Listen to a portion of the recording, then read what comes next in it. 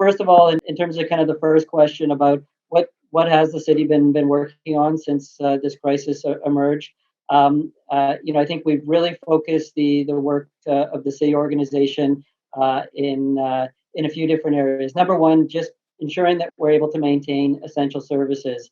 Water, sewer, police, fire, a lot of those basic, garbage pickup, those services still need to make sure that we're maintaining during this crisis, and making sure, given some of the staffing challenges that are coming up with this crisis, that we're able to continue to deliver those essential services.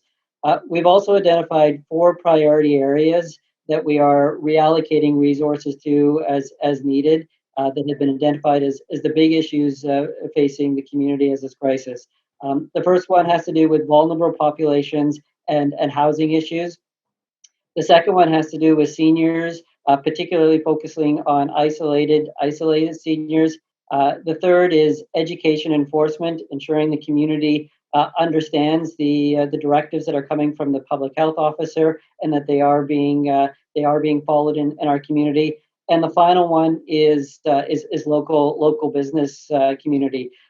Each one of these 4 areas have their own separate working group that has been set up. The local business one was one of the first ones to be launched. I think we as a city recognize what's unfolding right now is going to have a tremendous impact on local businesses in our community here, and we needed to kind of get things started to see how are we able to address and coordinate some of the response there.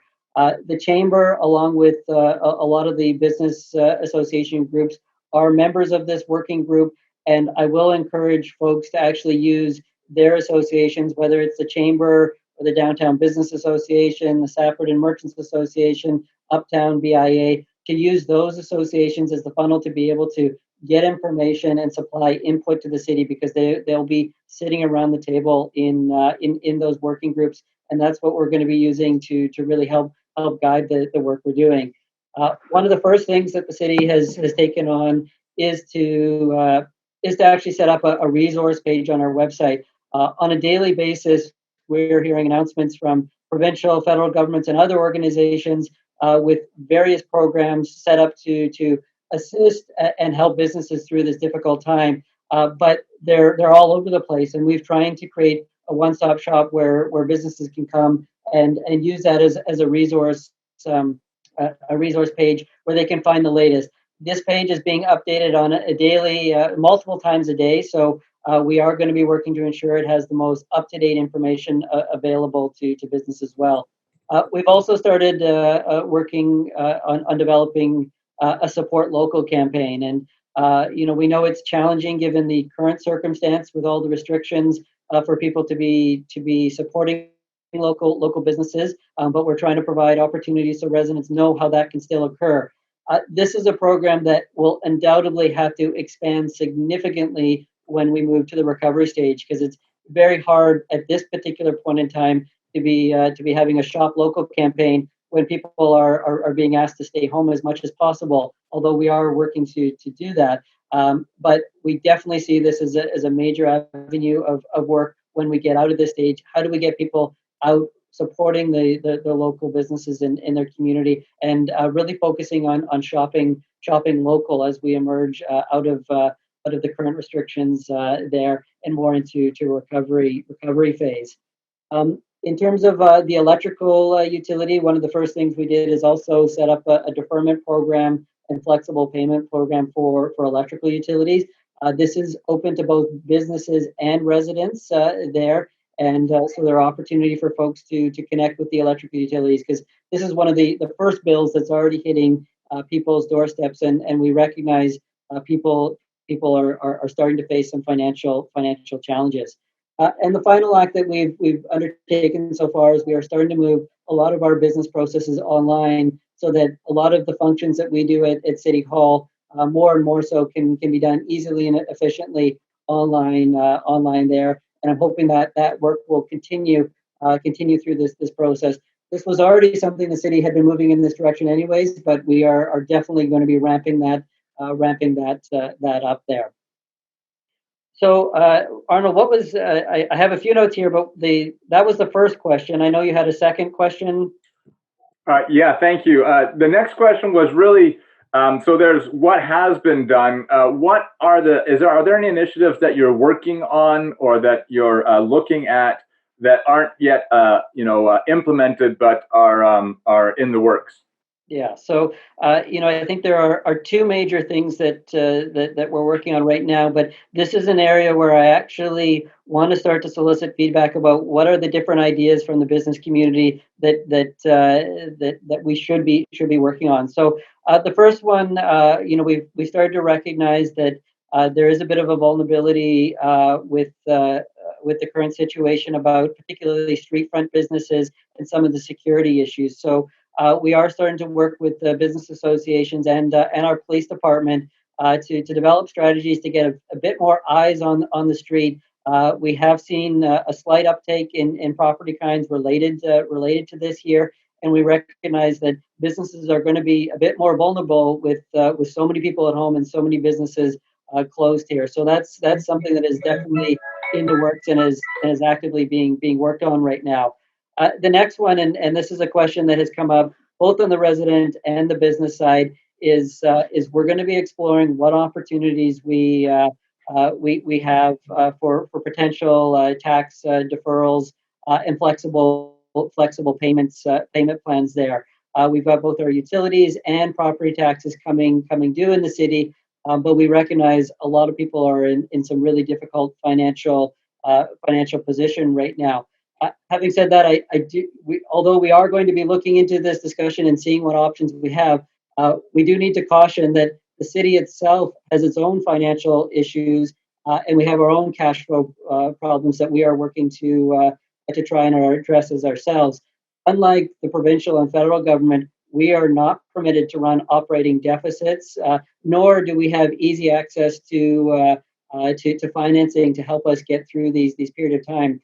The financing that municipals usually have available to them are strictly for infrastructure projects. So we can borrow money to, say, build a new pool, but we cannot borrow money to fund an operating deficit. So that puts us in a lot more limited position to be able to look at our revenue sources, which we are already seeing to start to go down here. So we're going to be taking a good hard look at the work and operations we do at City Hall, at costs where we have opportunities, and we know those are going to potentially lead to some more difficult discussions and decisions about how we operate the city there. We want to see what opportunities we have to help support residents and businesses through this process here.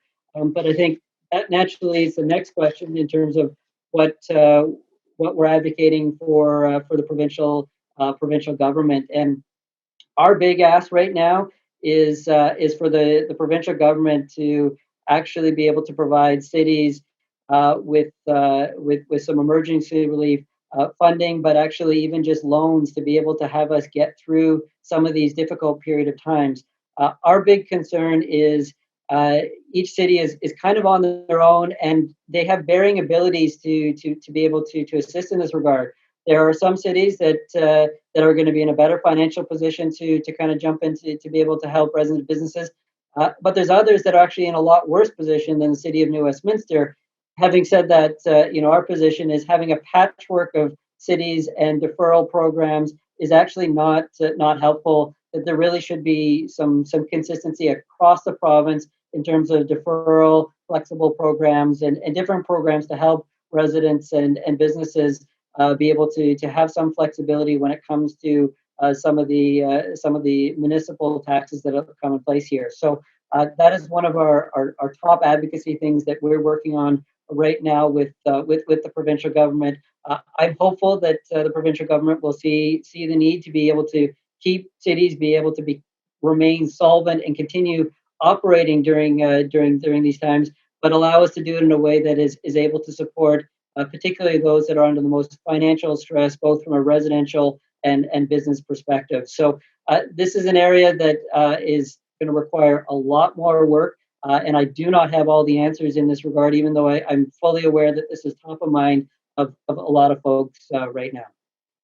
So Arnold, I don't know if you had I think there might have been some other questions or other things I haven't covered off yet, but before we open it up. Yeah, well, I mean, the next question was what can the business community do to support the city? Like, what is your ask of the business owners? Knowing that, of course, some people have varying means that they can respond, but ultimately, how do we work together to support you to be more successful and vice versa? Yeah, well, I think the biggest way that the business community can help us is actually to work through the working group that we set up and work through the various business associations so that we can actually really understand what's happening out there. What are the concerns? Recognizing not all businesses are going to be affected the same here. There are some that are going to be significantly impacted, others that have less of an impact. And I think we need to understand how can what are the various different impacts across the various different sectors there, but to participate in our processes, to work with the business organizations, because if we're not hearing that, I really see the businesses out there being our eyes and ears out there about what's happening on the ground level, and really helping us better understand how we can better support. Because if we don't get that feedback, we will do the best we can, but that feedback will play a huge role in helping shaping our response. Thanks, Jonathan. That makes a big difference. I think that it's true. Like ultimately, I think the more that we can have an ongoing dialogue and understanding, I mean, we're just starting to learn the impacts of what's happening. So I think that's great. So the last question was really just, you as one of our community leaders or political leaders may have some insight as to what the future holds. I know that many people are incredibly stressed up, but like, how long is this going to last? And I know you can't. There's no predicting the future, and ultimately, but what are you hearing, or what should we kind of have ourselves prepared for from your perspective? Yeah, well, I wish I had a crystal ball and knew exactly when some of these restrictions were going to be able to be lifted, and we can start to get back to normal and move to more of what I would say the recovery phase. But I think we are still solidly in the emergency response phase currently right now. I have no ability, and I don't have any insider information about when we expect these restrictions to last. But from everything I'm hearing, and this is through what I'm hearing, watching the news, and seeing the releases that I'm going through from the provincial and federal government, that that we can likely definitely expect the current restrictions to be in place throughout the month of April. And I think that's probably our starting point. I'm hopeful over the next few weeks we will start to develop a clear picture when we can move out of this phase here. But I hope everyone can appreciate dealing with the health crisis first and foremost is immediate, because we're not going to be able to have recovery conversations if we're constantly whipping back and forth to these types of restrictions. So the better ability we're able to control this health crisis, I think, will put us in a better position to be solidly moving forward with a recovery phase of this, as opposed to having to go back and forth to this, which I don't think will work for many folks. Thanks, Jonathan. I'm disappointed you don't have any insider information, no crystal ball. I thought for sure that you did have one of those. So, but ultimately, I understand. Our intention was to use Slido for questions, and I think that right now there's kind of two on there, and I can grab one of them. I'll just share my screen here, and we can bring it up. Hold on a second. I'm just gonna manage that for a moment. But it doesn't look like that is one of the. It's not really going to be helpful. So I'm wondering if ultimately what we'd like to see is I can just ask the questions, and then maybe we can open up for an open dialogue. Are you up for that, Jonathan? Yeah, I'm open.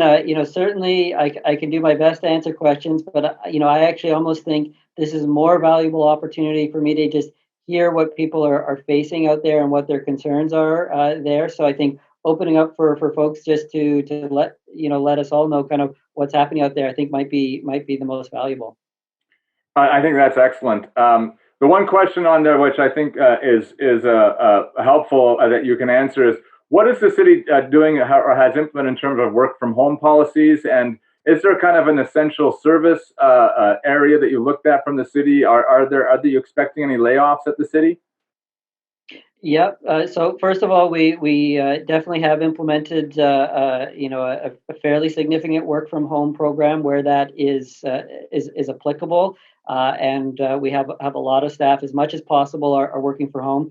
We've also started to separate the work at City Hall to City Hall, the Amble Center, and the library, recognizing how can we spread people out as much as possible is the most important thing that we can do.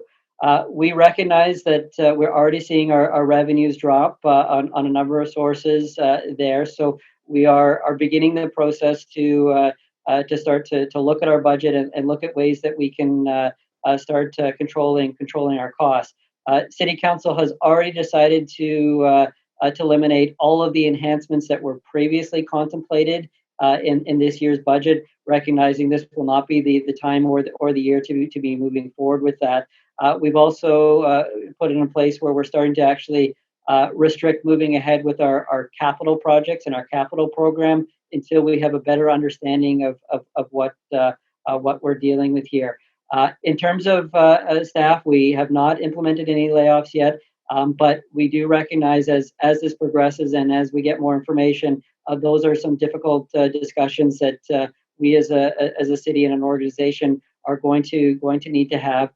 We have started to do the work to really identify what are the essential services and what are the non-essential services in the community, and this will be ongoing work that we as a city are going to have to take on over the next little while. Thank you. I think that, in terms of what your ask is, Jonathan, is based on is anyone experiencing a really urgent need right now in their business? And I know that it might be redundant and maybe that's the case, but I would like to hear some stories of people who have really been impacted and are looking for like, what can I do, or what is the story there? So I like to just start with urgent needs. And Rich Patterson says orders. So yeah, that's absolutely getting more customers. Does anybody else have like something that they would like to share with Jonathan in terms of what's been the impact so far? I need some brave soul to step forward.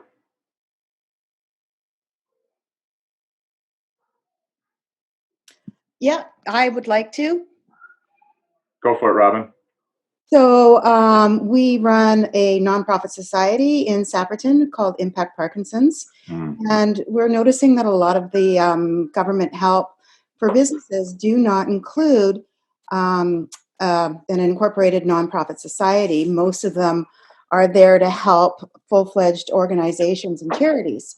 So all of our funding relies on fundraising, and obviously all of our fundraising has been curtailed. So I'm just wondering if you know of when that's going to sort of come into play with helping these nonprofit societies. Okay, so offhand, I don't have an answer, but I think that is some good feedback. We are in regular contact, particularly with the provincial government here, and what I would probably suggest is this is the type of information we want to start to collate, so we have the various things that we are advocating for, want to bring to attention there. So I think both from the local economy working group, but also our working group on vulnerable populations, I think both of these this is probably a relevant talking point, because I think there's probably a lot of nonprofits that are starting to run into some challenges right now, and we've got a really strong nonprofit community in our city that does a lot of really important work. Thank you. Yeah, because we work with a population of people that obviously were not considered an essential service. So, we've had to shut down completely and still try and maintain our lease, right? So hopefully we can get this sorted out soon. Thank you, Jonathan. Yeah, those are two big challenges. And from the Chamber's perspective, we're also kind of in that not-for-profit realm. The one announcement that I think applies to us and may apply to you is the federally backed loan up to $40,000, which can be up to $10,000 can be forgiven if it's paid back by December 31st, I think 2021. That might be an area that's possible, and I believe that's facilitated through your financial institution. And then secondarily, I know that I forgot. I know I had two things, and I can't remember the second one. So that's the one thing for sure that is. Did I mention something about that? Yes, please do. Yeah. So unfortunately, that the program for the federal government, it has to be for nonprofits who have been operating for at least 2 years, and it has to be for nonprofits who have at least 50 employees. So again, it's for the larger groups. Impact Parkinson's has only been operating as a nonprofit society for 1 year. We rely on volunteers. We have about 30 volunteers. So again, it's the nonprofit societies, the small ones, and like small businesses who are, sole proprietors or only 2 or 3 employees, that are kind of falling through the cracks right now. So that's our concern. And, hopefully the governments, the local, provincial, and federal governments will be able to address and support those groups as well, because there are quite a few of them. 72,000 BC registered charities. So anyway. Thank you for that update, and I think that's a really great information. And obviously, we're still seeking the specifics of all these programs. And I think that there's a real challenge. One of the things that I know there's conversations that I'm often on calls with the BC Chamber Network, and one of the conversations that has come up federally and provincially is rent relief for small businesses and not-for-profits, and how do we go about maintaining that? I'm not sure if that's specifically for Jonathan, but I know that's a major challenge for many small businesses, for organizations who are solopreneurs or have small businesses. We're really looking for how do we have them survive, those microservices, because you're right, I think a lot of what is being put out there is kind of starting with the big organizations and then starting to funnel down. So just know that there is an ongoing effort to address those issues with the smaller organizations who don't fit in with the resources. And this is exactly the important information that needs to be continually communicated to both to all levels of government, including the municipal and provincial government. So thank you for that. I really appreciate you taking the time to talk about that. I think that I had a message from Quinn asking about are there any other businesses who are open or want to share how they've innovated to offer services during this time? I see Katie Marshall up there, who's got an aesthetics business, and I know that many of the businesses are just completely shut down, have no opportunity to earn income.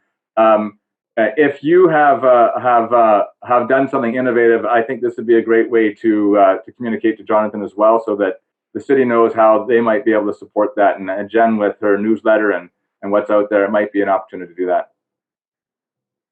Do you want me to speak? Sure. I have my online store, so I sell retail products online. So that's helped a bit with my clients that aren't able to come to their appointments since we've been closed. At least they're able to order their products.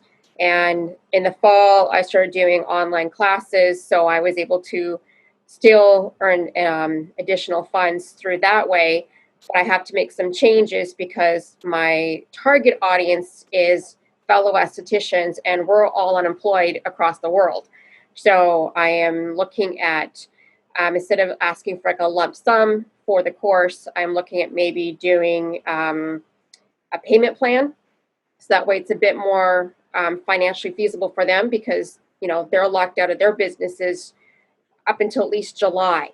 And so they're struggling to manage their businesses, but they still want to take time to learn a new skill or build on a new skill set. So that's what I'm doing on my end. I was already planning going 100% virtual in a couple years.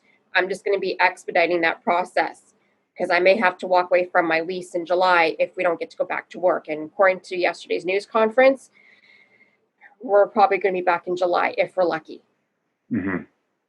Thanks, So- Katie. I appreciate you. And I think that's the opportunity to virtualize our businesses is one that is great, but ultimately it's a challenge and not an easy transition. So I think that's an area I know that the Chamber is really looking to find ways to support businesses to do that and help to navigate that process, because there's a lot to it, more than some people think.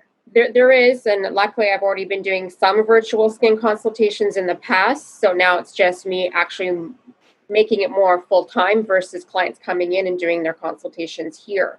So I already have the model in place. I just need to put it into full speed now versus the occasional long distance client.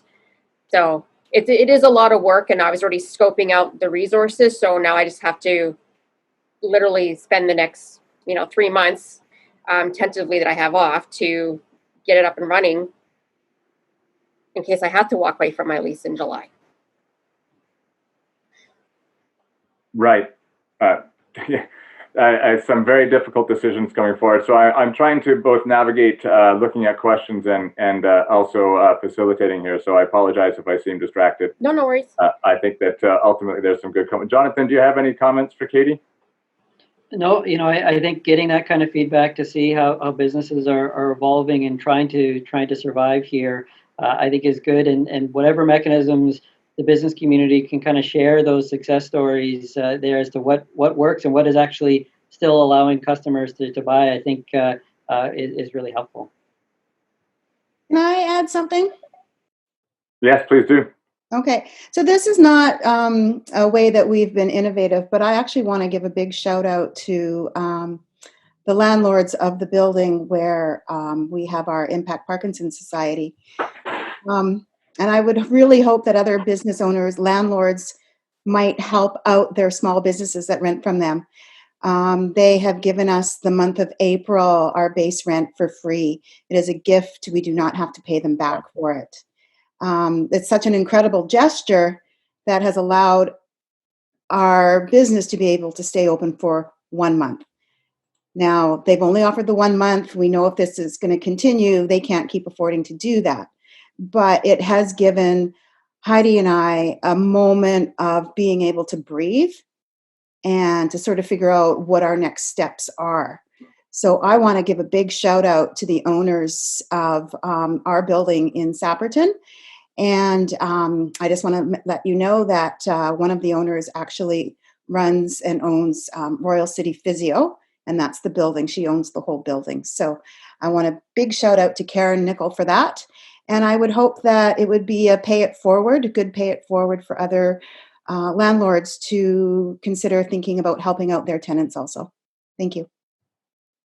Thank you. That's great. And I know a lot of landlords out there are also in that very difficult position of needing to meet their bills and also finding compassion. So I encourage everyone here, if you haven't spoken to your landlord about that, to do that and to enter in that conversation.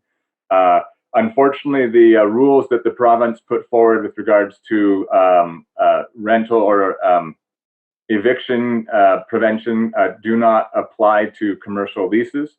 It's governed by a different provincial act. Now, I'm not an expert, but that's my understanding. So just make sure that you understand your rights and responsibilities as it relates to your lease. Where I will be planning, one of the people on our board is Jolene Foreman, who works with Custom Realty, and she is a commercial realtor and has some great information about that. So if you have any questions about that, then I know that she's more than happy to reach out. I should also give a shout out to Will Hall, who's also a commercial realtor on our board. So otherwise, if I don't do it fairly, that might not be very nice. There are some questions on the Slido, which I'd like to get to. One of them that's been upvoted, Jonathan, is, do you know if there's any discussion with Kruger Paper about increasing production and if there will be short-term job creation that might benefit NewWest? Yeah. Any conversations with Kruger? Yeah, so we have had some contact with Kruger Paper. A number, they're running full bore right now. With respect to that, the demand obviously for their paper products is extremely high right now. There, they are struggling a little bit with having to change some of their practices to make sure social distancing can occur there. So I think that's limiting major ramp up in some of their work. But from everything I'm hearing, is they're maintaining and trying to expand production at Kruger right now. In terms of, are they hiring anyone new at this point? I don't have any of that information. One of the things that the NewWest Chamber innovated was the Connections program with Work BC. We have Nimi Baggart, who I believe is on the call, and we're really looking at how can we support businesses who are temporarily laying off employees and businesses who actually need the support. So if you are a business that needs more to hire right now, which it is happening in some cases, please let us know. But also, if you have employees that you're looking for that are looking for work, then please tap into that resource. I know that they're still working hard on that. Just going to jump to another question here. Someone had this question, and I think and I'd love to, if anybody on the call can say, can anyone confirm if property owners are eligible for the 6-month mortgage suspension? I know that I've had some conversations with Bart Slotman from Uptown Property Group, and he has mentioned that is not as straightforward a process as it is with residential mortgages. Is there anybody on the call that can address that or has some expertise in that? Jen, can you confirm that, or Jonathan? I can, but I don't know if Jen, if you have. Anybody got anything on that? Yeah, I can kind of speak to it in a pretty vague way. The thing is that not every commercial property actually has a mortgage on it. So it is up to each individual property owner, and every single scenario is so unique. It's so different. 2 people in the same building might have a completely different set of lease terms. So, the biggest thing that we're advocating for at the city is talk to your landlord, talk to them about their options, make sure they know that they have options and that they're aware that there are some potential for things like mortgage deferral. Each lender will look at everything individually. It depends how they financed it. So I hesitate to say yes or no, because it really depends on the unique situation. So not much of an answer, unfortunately. No, yeah, that's why I think that ultimately, I know we have Dale Darachuk on as well. I don't want to put him on the spot, but ultimately it's a legal question, and you want to make sure that you really understand that.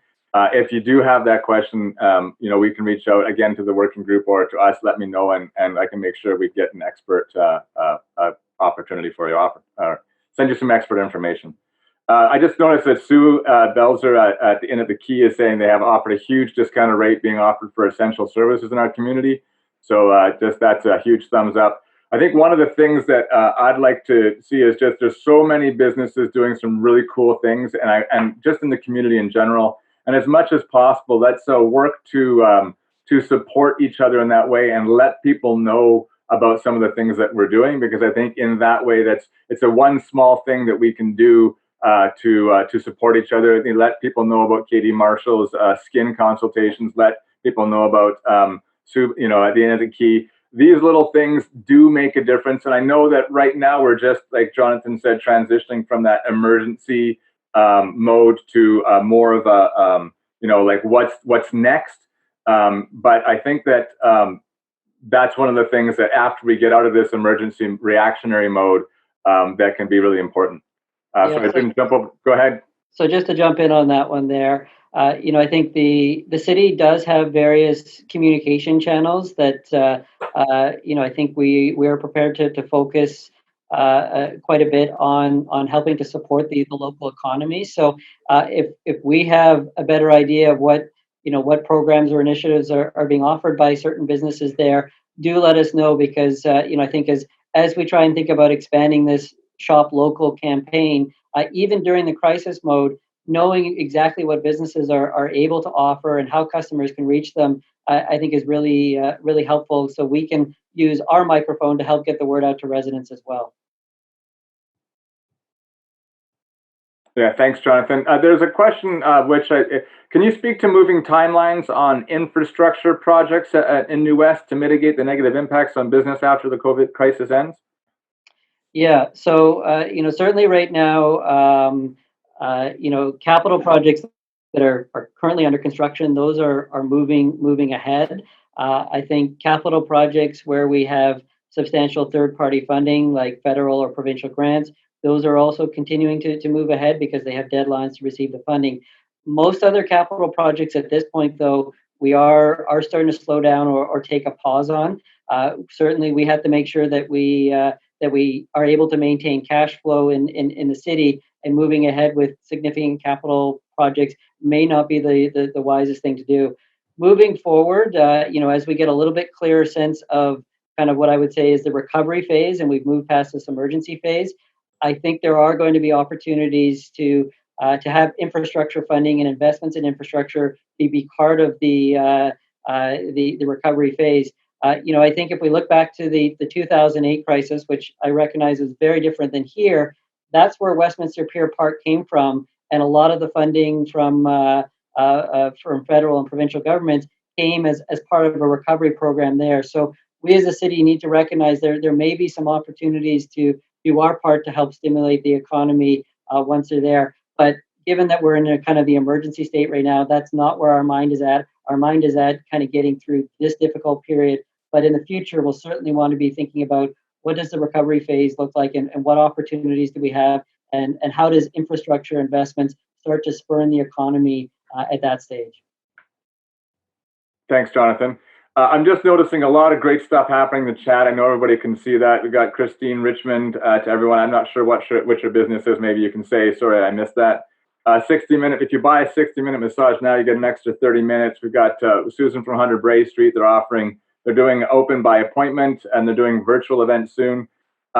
If you have something that you're offering right now, please send me an email. I can add it to our webpage, and we can give you as much promotion as possible on our social channels. And also, I know that the city is also working on their own support local page, which will be up and running shortly. And so ultimately, that's one of the things that the working group is working towards, is how can we support the businesses to get the word out of what they're doing.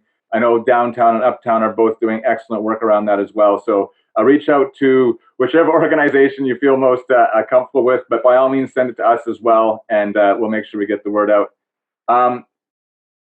Is there any other questions? I'm just going to quickly scroll through here. Jonathan, or is there anything that you want to do in terms of getting close to a sign off here? Well, any other questions that you have or you'd like to hear? No, I've really enjoyed this opportunity, and it's pretty weird having all of my many meetings moved to Zoom, but I actually think this is a good and easy way for us to be able to connect during these difficult times. So if there are any future requests for our economic development team or myself to participate in these kind of conversations, please let me know. I'm more than happy to participate. Thank you, Jonathan. And I think that even potentially having you on as a regular sort of monthly basis might be possible. Obviously, we have the working group to keep that conversation going, but I know that it really makes a difference for people to actually have that dialogue with you directly and have a chance to hear you speak. I know that gives people comfort. I just want to acknowledge you for the leadership you've shown. I think that NewWest is very lucky to have you as our leader, and I personally appreciate your efforts, and I know that you're working very hard to do that. One thing I just want to say out there is that there was a private message to me about, there's great, you can order beer from ABC and wine from Pacific Breeze and from Steel and Oak and that sort of thing, and I absolutely encourage you to do that. How are they doing? My understanding is that it's still a massive hit to their revenue. So even though they are offering these virtual services, a lot of people I still think in fear mode and are not taking advantage. So I do encourage you to, the support local is so important right now. It will save jobs, which will ultimately save landlords, which will ultimately save. So these little pieces here, as much as possible, not encouraging to drink, but ultimately if you can find your favorite local business and support them right now, that would be great. I know that the chamber and the working groups are all looking for ways to how do we support businesses without saddling them with a whole bunch of debt or even just a whole bunch of future responsibilities. It'd be great if in September the spa calendar is filled up, but how do we support them between now and then? So all those things are still in the works. And if anybody has any ideas, or if there's anybody working on anything, then please let us know. Ultimately, what this is all about is us finding ways to work together so that at the end of this, we survive, and not just that, but that we come out of this as best as we can. Didn't mean to steal your thunder there, Jonathan. Why don't you wrap it up? No, I think that's a good way to wrap it up. So thanks everyone for connecting, and please do continue to reach out and connect with the city. Yeah, and I think that, yeah, thank you. And it's more, maybe those microservices, the dog walkers, the dressmakers, all kinds of things out there. It's more than just the retail restaurants, and there's so many services out there who make our community vibrant, who support our sports teams, and really thinking about all of that, and not to mention all the not-for-profits. So thank you, Jonathan, very much for being here. I think that we had put aside an hour, but we were at the mark. It feels like there's kind of a natural end here. Does anybody have anything that they're like, well, what about this? Was there one last urgent thing before we wrap it up? I gave about, just put it in the chat here. Just make sure I haven't missed anything on the Slido. It doesn't look like there's anything specific. I have a question. Go. Will the chamber consider, how many members do you have in the chamber, number one? And would the chamber consider some sort of reduction or some sort of consolation for other businesses and nonprofits that want to sign up at this time? Yeah, thank you. We are looking at ways to mitigate that, potentially a deferral option. If you wanted to become a member and wanted to and looking for ways to do that, then just give me a call and we can work it out. Okay, thank you. Yeah, and ultimately, we are just trying to find ways to take care of everybody. Thanks for this chamber. You're welcome. Thank you, everyone, for being here. I know that everybody's got a lot on their plate. I know, Jonathan, you look very relaxed, though, Jonathan, I must admit. So I'm not sure if you're working as hard as you should out there, or I just want to also apologize. I tend to come across as maybe kind of flippant or laughing. That's just my reaction to stress. I try and kind of create a positive attitude, but I know that people are struggling. I know that people are having a hard time, and I don't mean to have a sense that I'm not being compassionate about that. So I do thank everyone for their participation today. I can confirm that our federal MP, Peter Julian, will be on with us next week at the same time. And so we'll be able to have a conversation with our federal representative and just have a chance to hear from them. I know they have a ton of programs, and so that might be a great way for us to have to take this conversation and really make sure Peter knows what's happening. So thank you all for being here. And if you need anything, please don't hesitate to reach out. Okay, I'm shutting her down. Thanks, everyone.